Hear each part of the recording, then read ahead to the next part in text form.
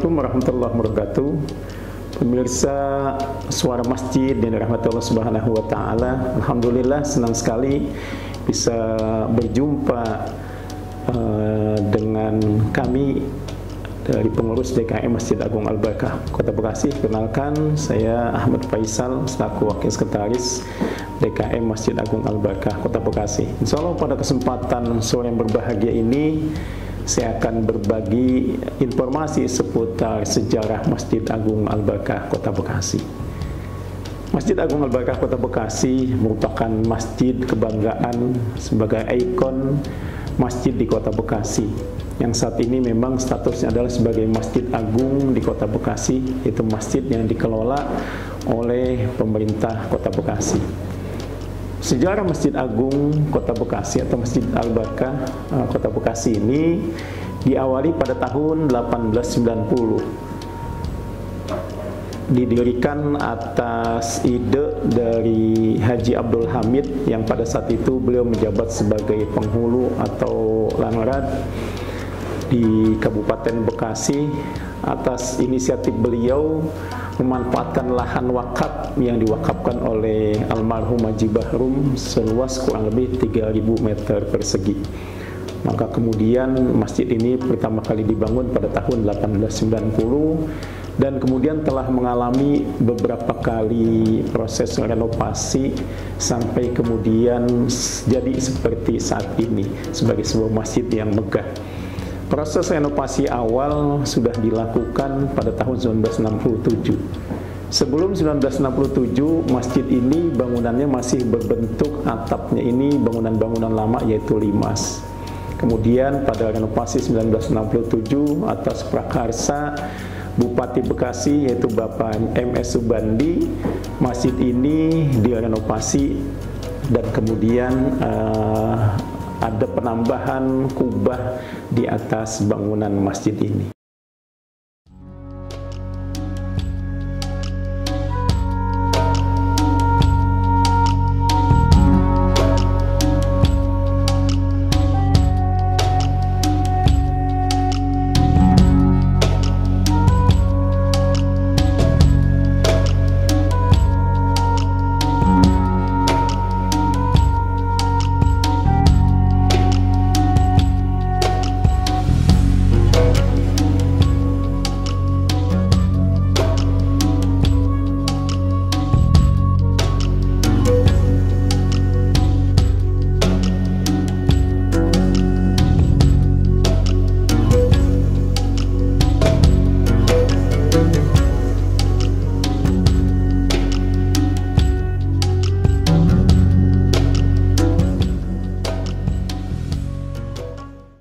Beberapa kali dilakukan renovasi, di antaranya tahun 1987, kemudian tahun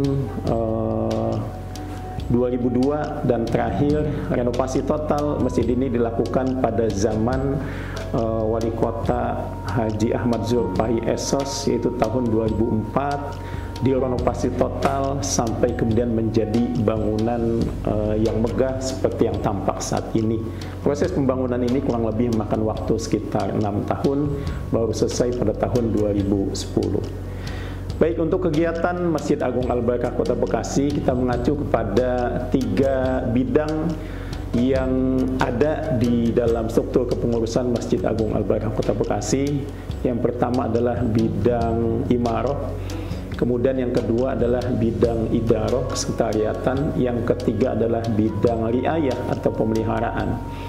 Terkait dengan program kegiatan bidang imaroh, ini adalah kegiatan-kegiatan peribadatan, kegiatan memakmurkan masjid, yang utamanya adalah kegiatan sholat fardu 5 waktu, kemudian sholat Jumat, dan kegiatan-kegiatan kajian-kajian, diantaranya kajian yang diasuh oleh salah seorang pembina, guru kita Ki Haji Jamalul Lail LC, yang dilaksanakan secara rutin setiap minggu. Dan juga kajian-kajian lainnya, ada kajian kuliah zuhur yang dilaksanakan ba'da sholat zuhur. Kemudian juga ada kajian bulanan, ada majelis taklim ibu-ibunya dan kegiatan-kegiatan kajian lainnya.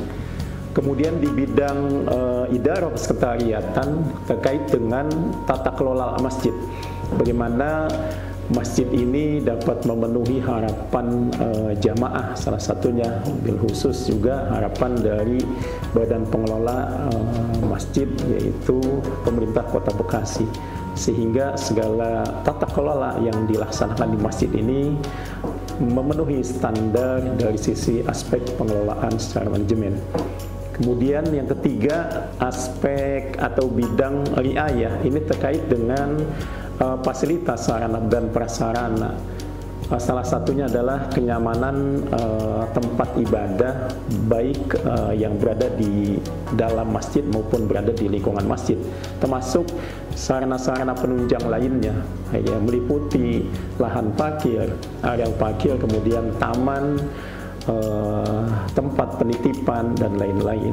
Beberapa kegiatan mencakup kepada bidang-bidang terkait, dan juga pengelolaan ada bagian masjid yang juga tidak terpisahkan adalah ruang serbaguna masjid, yang ini pun menjadi tempat kegiatan-kegiatan yang dilaksanakan baik oleh pengurus DKM maupun oleh jamaah di lingkungan Masjid Agung Al-Barakah Kota Bekasi.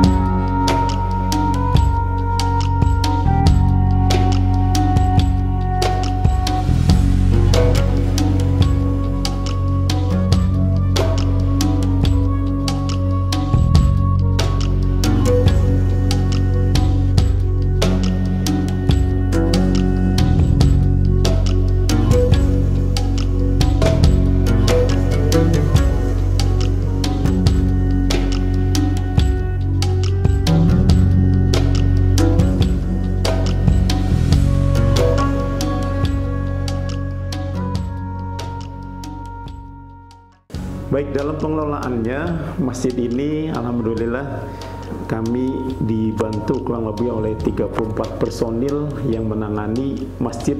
Ya, salah satunya yang pertama adalah bagian merbot, bicara tentang kebersihan masjid, baik bagian dalam maupun taman, itu kurang lebih ada 10 orang yang mengelola.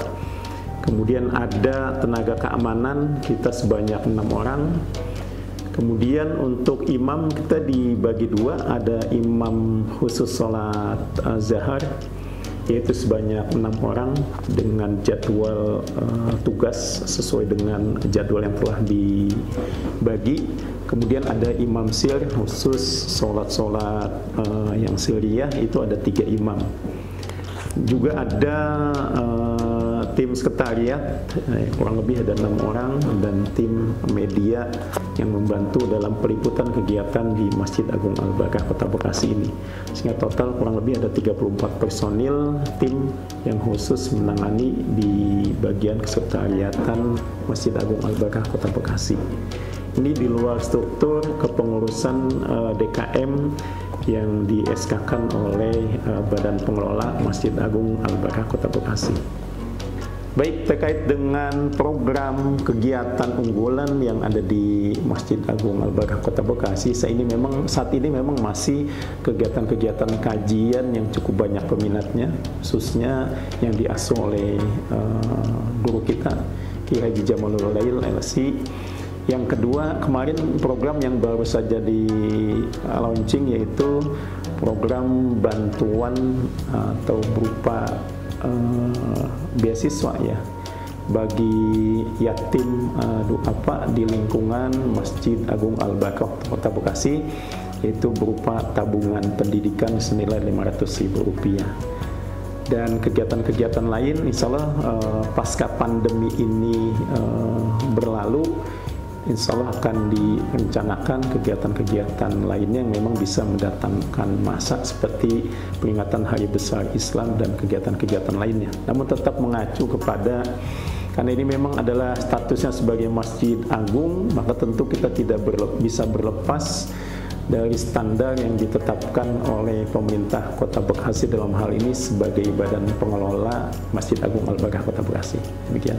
Satu hal yang menarik dari Masjid Agung Al-Barkah Kota Bekasi ini adalah jajaran pohon kurma yang berada di halaman depan Masjid Agung Al-Barkah, dan ada satu pohon yang setiap tahunnya rutin selalu berbuah, dan ini menjadi satu ikon yang mengundang jamaah dari berbagai wilayah datang karena ingin menikmati kurma yang ada di Masjid Agung Al-Barkah Kota Bekasi. Mudah-mudahan Masjid Agung Al-Barkah Kota Bekasi tetap menjadi kebanggaan warga Kota Bekasi dan kedepannya semakin memberikan manfaat untuk warga masyarakat di Kota Bekasi khususnya dan warga masyarakat Muslim pada umumnya. Demikian, terima kasih atas segala perhatiannya. Mohon maaf. Assalamualaikum warahmatullahi wabarakatuh.